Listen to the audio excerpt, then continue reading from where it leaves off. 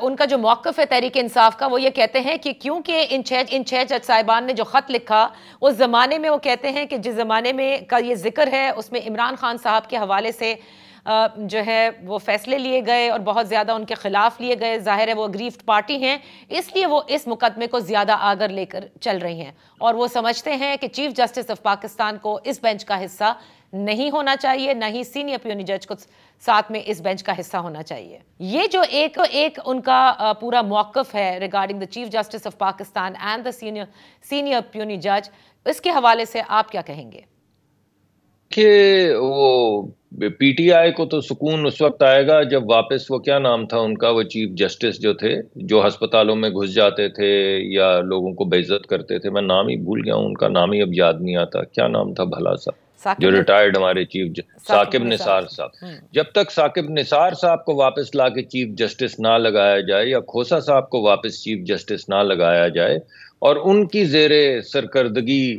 یا زیر نگرانی تمام کیسز کے فیصلے نہ کیے جائیں تو پی ٹی آئی کو تو سکون نہیں آئے گا، کیونکہ ان کے لیے تو ثاقب نثار صاحب اور کھوسا صاحب کے علاوہ کوئی بھی جج قابل قبول نہیں، کوئی بھی ہو. ان کے اپنے جج بھی نہیں ہیں. آپ کو یاد ہوگا انہوں نے فخر الدین جی ابراہیم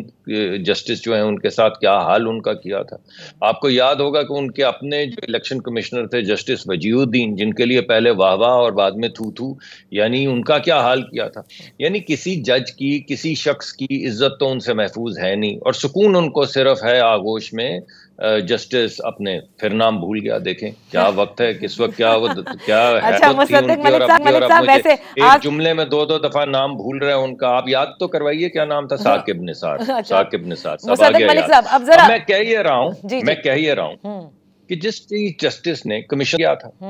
تو کمیشن کے اگر وہ ایک جسٹس صاحب انکار کرتے ہیں تو کسی اور ریٹائرڈ چیف جسٹس کو ہم دے دیتے کمیشن. اگر وہ انکار کر دیتے تو کسی حاضر سروس جج کو دے دیتے، اس میں کیا تھا.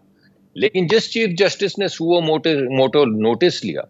اور تمام جج، یعنی 6 ججز یا 7 ججز، اب مجھے بھلے سے یاد نہیں کہ 6 یا 7 ہیں، ایک پورا بینچ تشکیل دے دیا اتنا بڑا، اور وہ اس کی تحقیق کر رہا ہے، تو اگر ان پہ بھی یہ معترض ہیں تو ان سے پوچھیں کہ یہ کس پہ معترض نہیں ہے ثاقب نثار صاحب کے علاوہ، تو آپ کو باقی تمام جواب انہی سے مل جائیں گے.